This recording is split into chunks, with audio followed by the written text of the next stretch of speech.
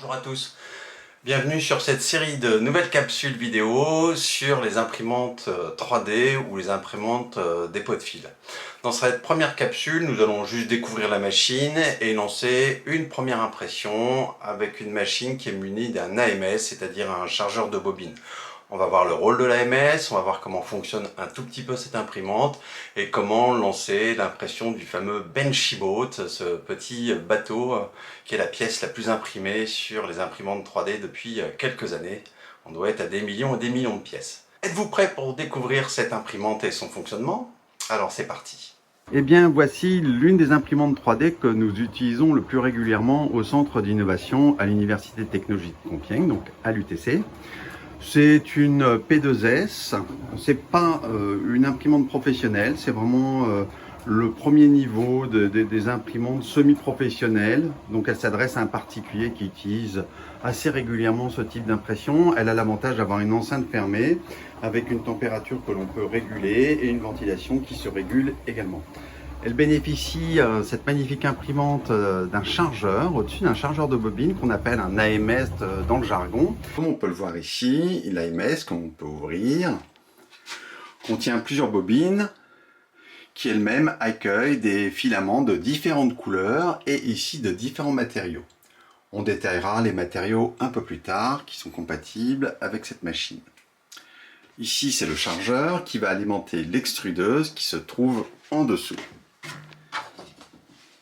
L'extrudeuse, cette petite partie ici, cachée par le capot gris, que l'on peut enlever, qui est aimanté et qui cache l'extrudeur. L'opération consiste donc à amener cette matière, à la chauffer, à la faire descendre dans l'extrudeuse, qui elle va se positionner en X et Y sur le plateau chauffant que vous voyez ici, et le plateau chauffant va monter et descendre au fur et à mesure de l'impression de la pièce. Le plateau que vous voyez ici est aimanté, il est chauffé à une certaine température que nous verrons plus tard sur le logiciel, et avant toute chose, il faut vérifier que ce plateau est propre et exempt de résidus d'impression. Bon, pour nettoyer le plateau, rien d'extraordinaire, un peu d'eau tiède, une éponge propre et un agent mouillant.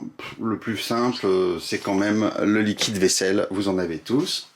On récupère la plaque, un petit peu de liquide vaisselle dans l'eau et on nettoie tout bêtement la plaque pour enlever tous les résidus. Avec un sopalin ou un chiffon doux, on essuie et on sèche bien la plaque. De toute façon, elle va être chauffée. Nous allons replacer la plaque dans l'imprimante. Donc cette partie-là au fond de l'imprimante, bien qu'elle est sur le plateau. On descend. Attention de bien vérifier que la plaque ne dépasse pas de son support, ce qui n'est pas le cas ici. On voit que la plaque dépasse du support, donc on la recale bien. Voilà. Pour que les bords ne dépassent pas du support. Alors, la première chose que nous allons faire, c'est travailler sur cette interface pour commander la première impression d'un petit Benchiboat, qui est ce bateau. Ici, c'est l'accueil. Vous avez ici un onglet qui s'appelle Fichier, qui va permettre d'aller chercher toutes les pièces en démonstration. Également celles qui ont été imprimées récemment ici. Donc, on verra celles-là un peu plus tard parce qu'elles vont nous servir. Et vous avez les vidéos de ce qui a été imprimé. Bon. Ici, vous avez la température, il fait 24 degrés, ce que nous avons chargé dans le chargeur. Donc, il a reconnu absolument toutes les bobines, puisque nous sommes sur des bobines Bamboo Lab. Le Wi-Fi, cette machine est connectée en Wi-Fi, donc on peut la commander directement d'assez loin sur votre réseau. Ici, vous avez toutes les caractéristiques de la machine, la température de la bulle, la température de la chambre, la température du plateau chauffant, puisque le plateau va chauffer pour pouvoir coller la première base, la première couche de filament qui va se poser. Vous avez ici les bobines qui sont chargées, A1, A2, A3, A4 étant le nom des bobines, et puis comme nous sommes sur des bobines Bamboo Lab, nous avons ici la reconnaissance du matériau. On peut charger, modifier, relire, etc. chaque bobine. Vous avez ici le taux d'humidité qui est de 43%, qui est un peu élevé. Je suis un peu étonné, mais voilà. Vous avez ici le nom de l'imprimante, le Wi-Fi sur lequel c'est installé, etc. Et puis ici, vous avez l'assistant en cas de panne. Vous avez sur le dessus également de cette machine, on va le voir, hop, une prise USB qui va vous permettre de charger votre dossier préparé à l'avance sur le logiciel que nous verrons dans une deuxième partie. Donc ce que je vous propose là, c'est juste d'imprimer un premier fichier qui est le Benchy-Boat, qui est le petit bateau de démonstration. Et comme je ne l'ai pas encore imprimé en bleu métallisé, on va lui proposer d'imprimer ce petit bateau. Donc suivant, je vais choisir ici la matière qui m'intéresse. J'ai bien choisi la deuxième plaque qui correspond à la plaque que nous avons en partie supérieure, qui est celui-là, que nous allons imprimer. Hop, impeccable, donc il est bien choisi, imprimé, et c'est parti. On doit monter en température ici, donc on a les petites commandes. Vous entendez le plateau se déplacer. On doit monter ici à 220 degrés au niveau de l'extrudeuse. Pour l'instant, on est à 36. On est dans l'enceinte à 30 degrés. On doit être plutôt à 28, pas très grave. Ça, le refroidissement va pas s'enclencher. Et le plateau va monter. Pour l'instant, il est à 57 degrés. Il devrait monter pas beaucoup plus. Une fois que la température de l'extrudeur est atteinte, aux environs de 220 degrés, on n'y est pas encore. Ça ne devrait pas tarder. On est à 218, voilà, 220 on va. On a une purge qui s'effectue, je ne sais pas si vous voyez, voilà, le bleu précédemment utilisé qui est en train d'être évacué pour purger complètement ce que contient l'extrudeur. Et ensuite la tête va être nettoyée.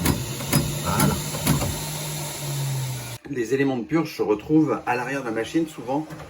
Dans les Fab Labs, en tout cas à l'université, on colle ici à l'arrière une goulotte qui permet de récupérer toutes les déjections de la machine, on appelle ça des crottes.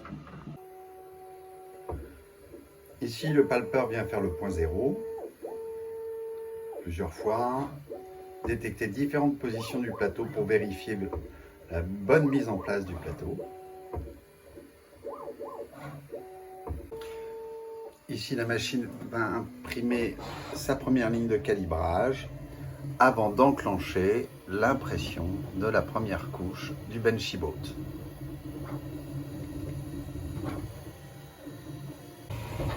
Le principe de l'imprimante 3D est assez simple, il fonctionne un petit peu comme du miel liquide qu'on déposerait sur une tartine pour faire des dessins par couches successives. Donc on voit ici des dépôts de fil, couche par couche, qui sont déposés par l'extrudeuse. Alors l'extrudeuse, elle est cachée par le capot, ici le carénage, dans lequel il y a une ventilation pour refroidir le plastique au moment de la dépose. Et donc on voit ici l'extrudeuse travailler en X et Y, et c'est le plateau qui va descendre, ce fameux plateau que nous voyons ici, qui va descendre en mode pas à pas, 0,2 mm par 0,2 mm chaque fois que la couche est réalisée par le dépôt fil de l'extrudeuse. L'impression est terminée, on est à 99%, le temps qui se calme, on va arriver à 100%, voilà, c'est sonné. L'impression est ainsi terminée, on valide. On a vu qu'on avait 24 minutes pour 12 grammes d'impression. On sait que le timestamp a été également enregistré dans fichier vidéo, on va pouvoir aller regarder ça. Et puis on peut faire valider ici pour rendre la machine libre. Merci, valider. Merci. Voilà. Et on se retrouve avec une machine qui est maintenant capable d'imprimer un nouvel objet. Bon, allons voir ce qui s'est passé. Est-ce que ça a donné? Voilà le petit Benchy-Boat sur sa table chauffante. On va aller maintenant le détacher. Bon, la première opération consiste à ouvrir la porte. Vous saisissez par l'avant le plateau. Attention, ne vous brûlez pas, de temps en temps c'est un peu chaud. Et si les caractéristiques mécaniques ont bien été définies dans la machine, notamment la température du plateau, eh bien le Benchy-Boat va rester collé sur la plaque aimantée. Il faut maintenant le désolidariser de cette plaque aimantée sans l'abîmer. Il y a plusieurs techniques. On va prendre celle-là pour la première fois, on va utiliser un racleur, donc c'est une lame de rasoir qui est montée sur un manche. Tous les Fab Labs en ont un, voilà, donc moi c'est un modèle qui vient de chez Leroy Merlin, pas de surprise. Et puis tout doucement, on va racler la plaque en essayant de ne pas l'abîmer pour décoller l'objet qui vient d'être imprimé. On va en profiter pour enlever les derniers résidus, notamment la ligne de calibrage qui est faite à l'avant de la plaque. Voilà. Et maintenant, le petit Benshibo bleu métallisé peut rejoindre ses petits compagnons. Le voilà, il est beau.